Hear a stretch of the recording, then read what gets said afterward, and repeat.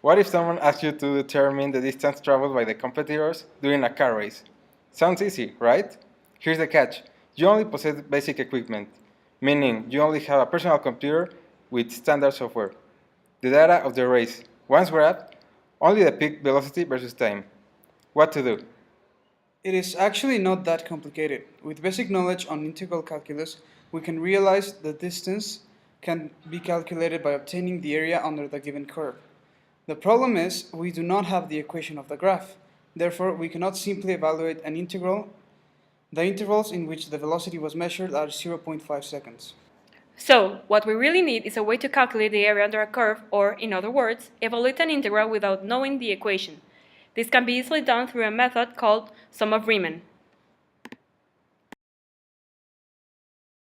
Sums of Riemann. A Riemann sum is a method for approximating the total area underneath a curve on a graph, otherwise known as an integral. It may also be used to define the integration operation.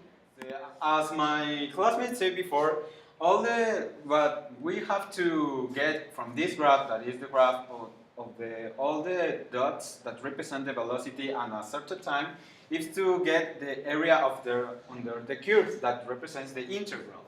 The best form that we have to calculate this is taking one of every strip, every height of the graph, and multiply it by the distance between every data, that in this case is 0.5 seconds. Seeing this, we can make little rectangles that will represent all the area under this graph. So, the best form to do this is creating a function that is a series, that is the sum of all the terms from n equals 0 to 90, that is the last digit of the heights, that is f of x, times the interval of each sample, that is 0.5 seconds. If we develop of this, we get that the first term will be this little height times the 0.5 seconds, that will be 0.03 times 0.5, plus the second term, that it will be 1.3 times 0.5 seconds, and that all to the last one, that it will be 0 times 0.5 seconds. With this thing, we are going to do the write this term. In this kind of sums of Riemann, we have two forms of do it, from lefties or from righties. The first one that I already explained is righties. But if we do it from lefties, we have that we are going to begin in the first term, not in the second one, that is 0 times the base, that is the 0.5 seconds, plus the second term, that is the first term in the righties sum, times that, until